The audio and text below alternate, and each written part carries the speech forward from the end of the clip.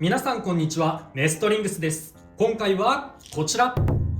カスタマイズセット U とクリムゾンガルーダのパーツを使って 3on3 デッキを組んできたのでバトルしていきたいと思います。今回はつぶやきさん太郎がカスタマイズセット U のパーツを使って、そしてチョメマルがクリムゾンガルーダのパーツを使って対戦していきます。よろしくお願いします。お願いします。それではやっていきましょう。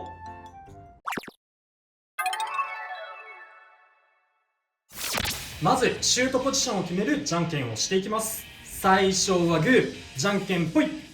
左、お互いのファーストベイ、せーの、じゃん。ナイトメイル 770DS。 クリムゾンガルーダ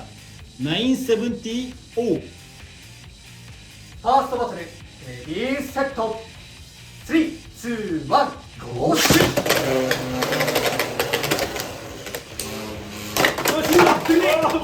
危ねえそうオーブとバウンドスパイクであんなこと起きる。ガルーダの攻撃だけやっぱ侮れるな。斜めから攻撃してるからね。でもどうかよし、いけ。ナイス。スピンフィニッシュ、ナイトメイルに1ポイント。やったぜ。めっちゃヒヤヒヤしたけど。いや、やりたい攻撃はしたんだけどな。お互いのセカンドベイ、せーの、じゃん。シルバーウルフ 385FB。 ヒラノビート 960TP。 セカンドバトル、レディーセット、3、2、1、ゴーシュいいぞ。逆走されてる。さあ頑張れるか。さあ85がねやっぱ背めちゃめちゃ高いから姿勢崩さないかがちょっと不安トランスポイント全然暴れないね。ね。これはもうローモードに入ってきたかうん、低そうに見えるね。ね。若干ビートがうん、ぶつかり合わないね。ぶつかってほしい。いいよ、いいけど。よしよし、スピンフィニッシュ、シルバーウルフに1ポイント。よかった。結構安定して回ってくれたな。ごめん、ハイモードのまんま。あ、85が高すぎてそっちが低く見えちゃったけどちゃんとハイのままだったんだ。ハイのまんまだった。やっぱりエクストリームラインに接触しなければあんまり変わることはないかも。お互いのサードベイ、せーの、じゃん。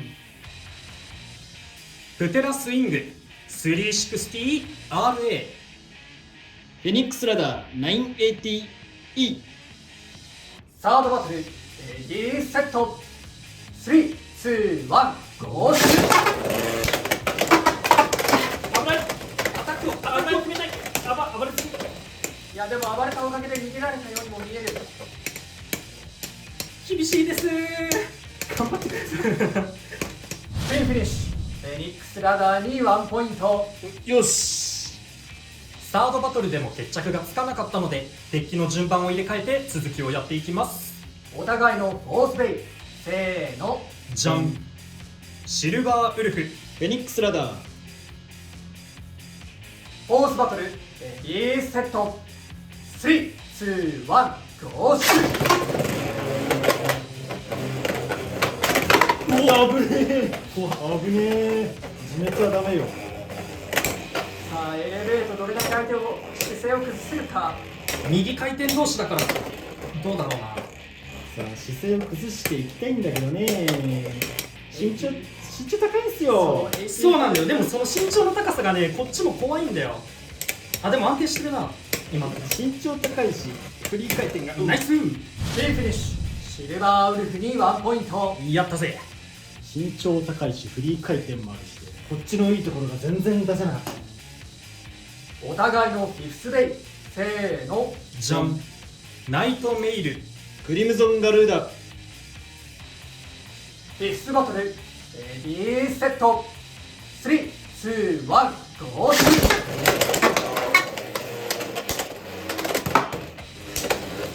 高ポイントは嫌だよ。まるでオーブの動きじゃない。落ち着いてきた。下から潜り込め。潜り込むんだ。よいしょ。スピンフィニッシュ、ナイトメイルに1ポイント。ということで、この 3on3 バトルの勝者は、つぶやきさん太郎。やったぜ、守りきった。というわけで 3on3 バトルが終わりましたが、いかがだったでしょうか。まずじゃあこっちのカスタマイズセット U のパーツからでいいかな。今回の目玉、新ブレードのナイトメイル。このナイトメイルがね、こんな癖が強そうな見た目してる割に、思ってたより扱いやすいブレードだなっていう風に感じました。っていうのが、今回このディフェンスタイプなんだけど、受け流しのディフェンスじゃなくってカウンターディフェンスタイプかなっていう感じで、結構飛ばすんだよね、相手のこと。相手のこと飛ばすから、自分も飛ばされやすくて、不意なオーバーとかエクストリームフィニッシュされちゃう側になると怖いんだけど、しっかり弾く力があるから、カウンターディフェンスタイプのベイの中ではだいぶ扱いやすいブレードだなっていう感触です。で、ただ、こいつの最大の特徴であるマスダンパー機構が、ちょっと試合中に生きてるのかどうかっていうのはまだ実感ないですね。この後どんどん使ってったら、マスダンパー効いてるなっていう風に感じるのかどうか、ちょっとこの後要検証かなと思います。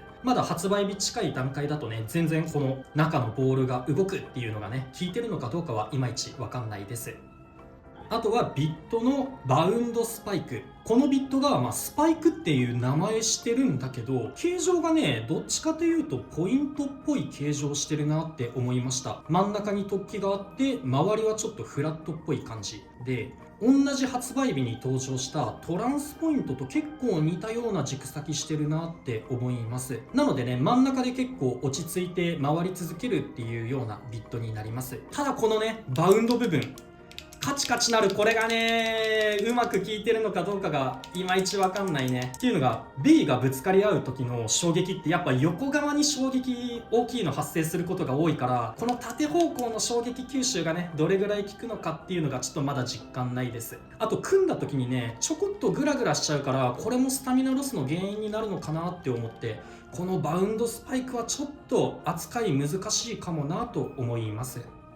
あとは新ラチェットの385。これがすごい面白い機構してて、ビットによってロックの硬さが変わらないっていうやつで、ラチェットの中にビットのシャフト部分を押さえるようなパーツが普段は入ってるんだけど、今回はそれがないことによって、ビットのシャフトの太さによってロックの硬さが変わらないっていうすごい特殊なラチェットになってます。で、発売前は全部スタミナタイプみたいに抜けやすい方で固定されちゃうのかなって思ったんですけど、実際に使ってみたら、スタミナタイプよりもちょっとロック固めになるかなっていう風に感じました。なのでこの385を使うときはアタック系のビットと組み合わせるよりかは、スタミナ系の元々のロックが緩めのビットと合わせると若干ロック硬くなって相性いいんじゃないかなと思います。ただね、やっぱ85だけあってめちゃめちゃ背が高くなるからね、そこが使いどころ難しいかなと思います。なので今回はこのシルバーウルフと組み合わせることによって、背が高くなったとしても下からの攻撃をこのフリー回転場でいなせるかなと思って、この組み合わせで使ってみました。いやー、それがね、今回ね、うまくいかせてたかなってこっちは思うかな。ね、特にラダーのエレベートと対戦した時ね、こっち背の高さがうまく効いたなっていう風に好感触でしたね。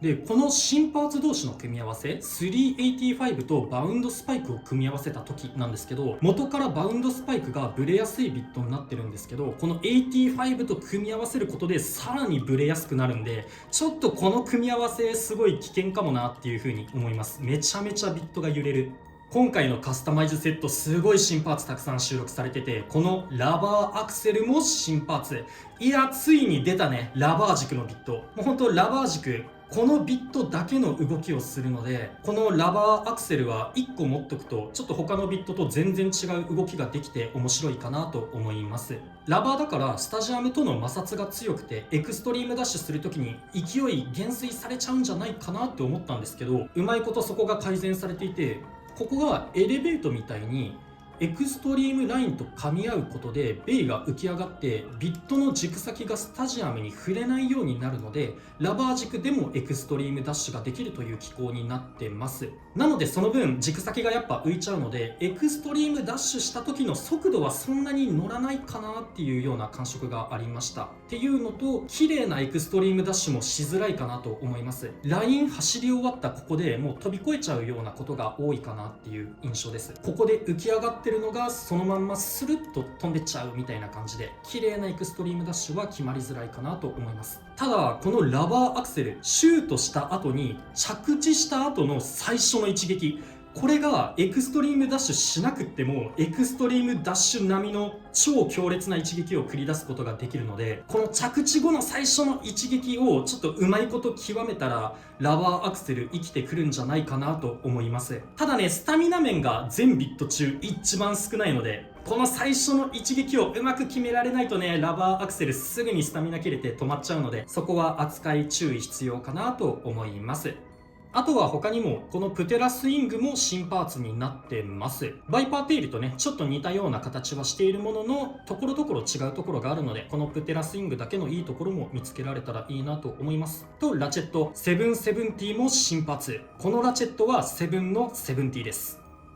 ほんと新パーツが多いですし、それに再録パーツもめちゃくちゃ優秀で、ティラノビートのメタルコートとかビットもねすごいボールとかポイントとかラッシュとか欲しいやつがどっさり入ってるし、ラチェットも160とかね優秀なパーツがたくさん入ってるので、今回のカスタマイズセット U はだいぶ優秀なセットになってるかなと思います。で、今回チョメマルはクリムゾンガルーダを使ってみたんだけど、前の動画でクリムゾンガルーダは下からの攻撃だと相手のベイを飛ばすっていう野水氏が言ってたから、今回オーブを吐かしてみてわざと傾けさせる動きをして、で相手のベイを飛ばせたらいいなと思ってやってみたんだけど、最初の1戦目がね結構相手のベイを飛ばせてたかなっていう。ね、1戦目のガルーダすごい良かったね。当たりに行く向きも良かったし、当たった時の衝撃もちゃんと強くて、こっちがエクストリームフィニッシュされかけてすごいヒヤヒヤした。いいアタックタイプなブレードしてるなーって個人的に思ったかな。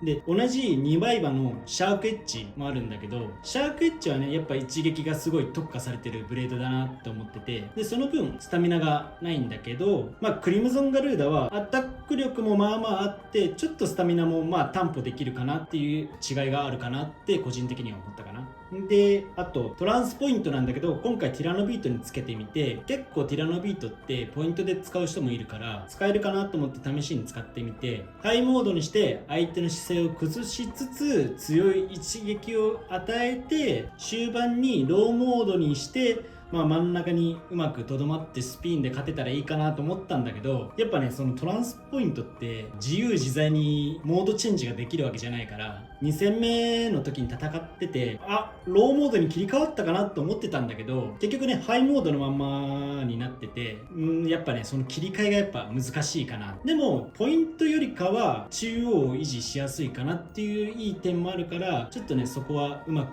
扱いこなせたら面白いビットかなって個人的には思ったかな。やっぱりエクストリームラインに触れたか触れてないかは結構大事そうだよね。そうだね。今回は真ん中で落ち着いてしまって、落ち着いてしまってというか落ち着くのもいいところなんですが、結果的にエクストリームラインに触れずにビットが回らなかったためにハイモードのままだったっていう感じかな。序盤にもっと暴れたりとかしていたら想定していたような戦い方ができたかもしれないね。でも暴れすぎちゃうと逆にそれもスタミナのロスにつながっちゃうっていうね、なかなかねちょっと難しいんだよね。というわけで面白い性能の新パーツがたくさん入ったカスタマイズセット U とクリムゾンガルーダを皆さんも買って遊んでみてください。この動画が良かったらグッドボタンとチャンネル登録をよろしくお願いいたします。それでは次の動画でまた会いましょう。バイバ